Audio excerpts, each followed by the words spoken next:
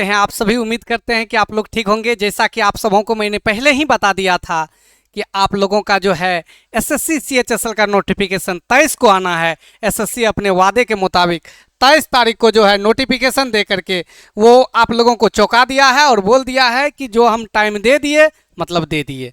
तो मतलब अब हम लोग समझ जाते हैं थोड़ा सा एसएससी सीएचएसएल के बारे में। नोटिस है आपका combined higher secondary level examination 10+2 level का एग्जामिनेशन होता है, जिसका आप फॉर्म सबमिट कर सकते हैं। कब से कब तक फॉर्म भर सकते हैं? तो 13/6/2025 से लेकर के 18/7/2025 तक फॉर्म भर सकते हैं। एक महीना से थोड़ा सा कम समय दिया गया है, कोई दिक्कत वाली बात नहीं है। इनके अलावा फॉर्म भरने में किसी प्रकार का गलती कीजिएगा तो 23 और 24 तारीख को आपका विंडोज खुल जाएगा, आप फिर से सही कर सकते हैं उसको। लेकिन कोशिश करनी है एक बार में ही हम सही फॉर्म भर दें। और पहला एग्जाम का भी डेट दे दिया है आपका 8/9/2025 से लेकर के 18/9/2025 तक टियर 1 का एग्जाम ले लेगा। और टियर 2 आपका कंप्यूटर बेस्ड टेस्ट जो दे दिया है ये फरवरी-मार्च 2025। देखो ये फरवरी 2025 नहीं होगा, ये 2026 होगा। ये एसएससी वालों गलती कर दिया है। एसएससी वालों तक पहुंचा दीजिए वीडियोज को, कम से कम वो सुधार ले कि यहाँ 25 नहीं बाबू 26 होगा। ठीक है, तो ये सिंपल नोटिफिकेशन है कि फॉर्म आप डाल सकते हैं। कब तक डाल सकते हैं? 18 तारीख तक। इसके अलावा किस किस पोस्ट के लिए फॉर्म निकला है तो आप लोगों को बताया था मैंने कि जेएसओ का पहले इसमें वैकेंसियां आती थी, लेकिन अभी वो तो सीजीएल में शिफ्ट हो गया है।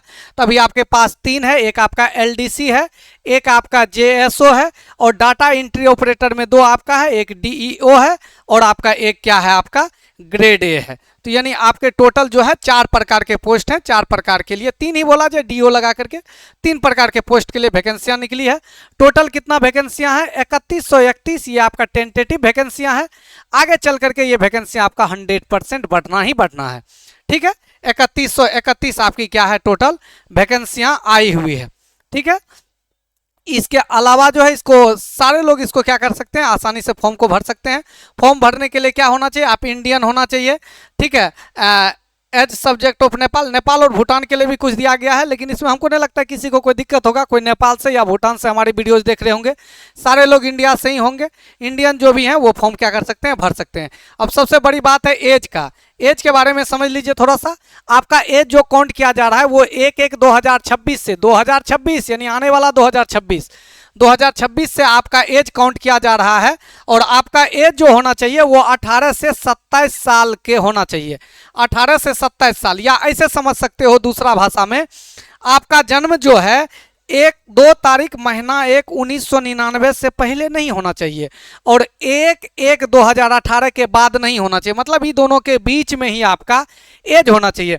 इनके अलावा कैटेगरी वाइज आपको मालूम है कि एज में आपको कैटेगरी वाइज क्या मिलती है, छूट भी मिलती है, जिसमें SC ST के लिए 5 साल का छूट है, OBC के लिए 3 साल का, PWD के लिए आपका 10 साल का। ये जो छूट है ये तो आपका SSC का हर एग्जाम में होता है।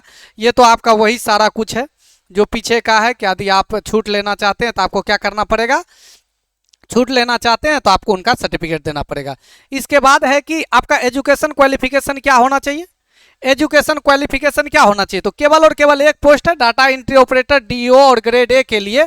इसमें आपका बताए थे ministry of consumer affairs, food and public distribution, minister of culture and staff selection commission में 12th पास होना चाहिए और वो भी कौन स्ट्रीम से? साइंस स्ट्रीम से और मैथमेटिक्स होना चाहिए। केवल ये 2-3 पोस्ट के लिए।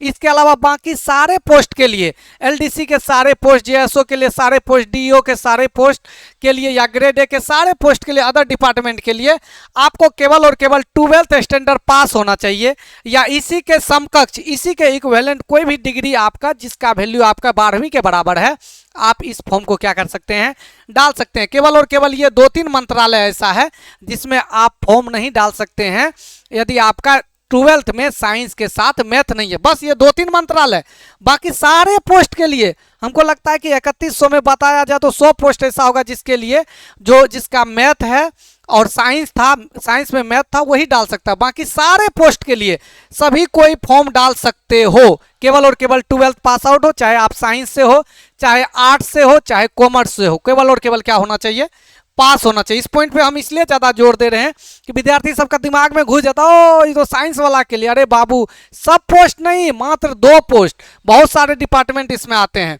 इस पे हम कंप्लीट वीडियोज एक बनाए हैं, पूरा कंप्लीट वीडियोज बनाए हैं कि एसएससी सीएचएसएल क्या होता है, जॉब कहाँ मिलता है, काम क्या करना पड़ता है।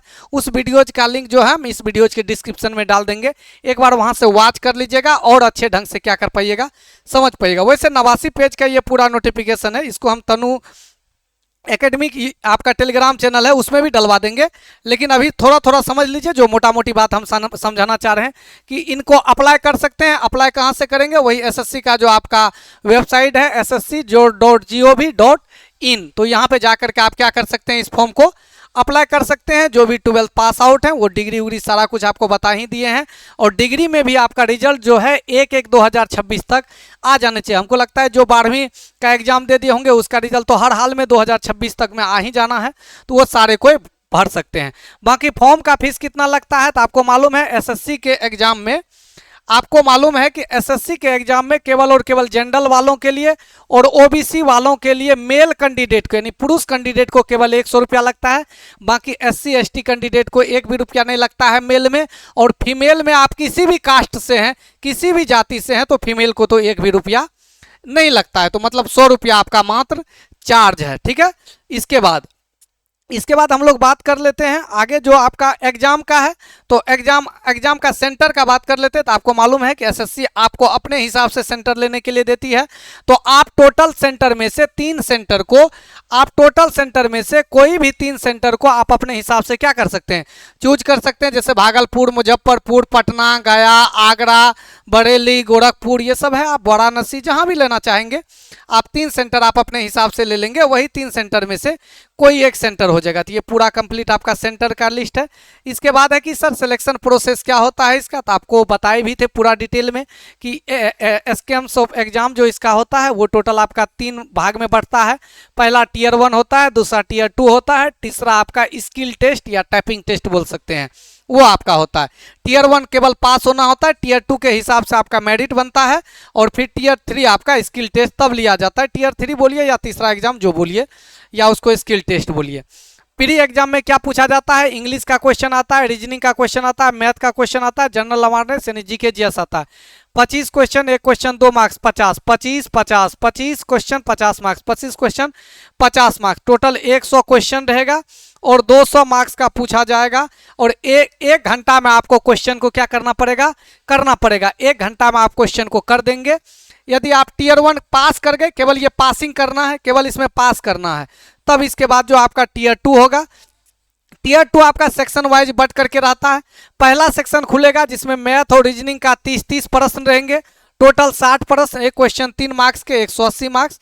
सेक्शन 2 में आपका इंग्लिश और जनरल अवेयरनेस रहेंगे 40-20-60 क्वेश्चन, एक क्वेश्चन 3 मार्क्स, टोटल 180 क्वेश्चन आपका रहेगा, और 1-1 घंटा करके दोनों को करने का आपके पास टाइम मिलेंगे। फिर सेक्शन आपका 3 खुलेगा जो आपका कंप्यूटर नॉलेज टेस्ट रहेगा, केवल कंप्यूटर का 15 क्वेश्चन का आपका टेस्ट होगा, एक क्वेश्चन 3 मार्क्स का 45 मार्क्स का, केवल इसमें पास होना है। आपका सिलेक्शन जो होगा 180 और 180, टोटल आपका 360, यही 360 के हिसाब से आपका क्या होना है, सिलेक्शन होना है। इसके बाद जो आपका है सेक्शन 4 जो है, जहां पर आपका स्किल टेस्ट या डीओ आपका होगा, ठीक ना, तो ये आपका पूरा उसी के बारे में दिया गया है। फिर यहाँ पे सिलेबस दिया गया है कि मैथ में क्या पूछेगा, रीजनिंग में क्या पूछेगा, इनका कंप्लीट जो है डिटेल आगे में क्या दिया गया, सिलेबस दिया गया। फिर स्किल टेस्ट में डाटा एंट्री ऑपरेटर को क्या करना पड़ेगा, कितना वर्ड पर सेकंड मारना पड़ेगा, वो स्पीड दे दिया है आपका। यहाँ पे देख सकते हैं आपका टोटल जो है 15,000 वर्ड आपका जो है 15,000 की डिप्रेशन आपको करना होगा पर आवर के हिसाब से, उसी हिसाब से होता है। लेकिन 1 घंटा का टेस्ट नहीं होता है, कोई नहीं सोचेगा सर 1 घंटा का टेस्ट होता है, 20 मिनट 15 मिनट का आपका टेस्ट होता है। खैर ये तो बाद वाली चीज़ रहा, पहले तो हम लोग टियर 1 टियर 2 को पास करके वहाँ तक तो पहुँचे। फिर आपका ये फोटोग्राफर के बारे में हमेशा एसएससी आप लोगों को जो है अवगत कराती है कि फ़ोटो आपका इस टाइप से रहेगा, इसको सही माना जाएगा। इस टाइप का एक्स्ट्रा कलर लगा दिए, ये आपका फ़ोटो नहीं चलेगा, या आधा अधूरा फ़ोटो नहीं चलेगा। ये टोपी लगा के हीरो बनने का कोशिश कर रहे हैं तो एसएससी वाला जो है बिल्कुल इसको नकार देगा। या उल्टा फ़ोटो लगा दिए, ब्लर कर दिए, दिखिए रहा है बिल्कुल।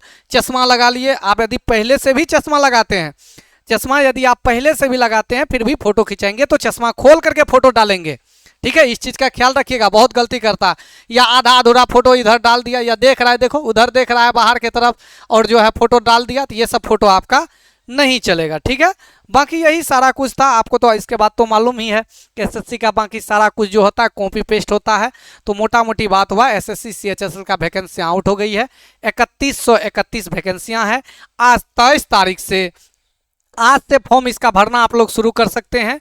23 तारीख महीना 6 2025 से लेकर के 18 तारीख महीना 7 2025 तक इसका क्या कर सकते हैं, फॉर्म भर सकते हैं। बाकी बीच आए थे। यदि वीडियोज अच्छा लगा होगा तो आप लोग जरूर लाइक करेंगे वीडियोज को, और जो चैनल पे पहली बार आए हैं तो सब्सक्राइब कर लेंगे। Bye bye.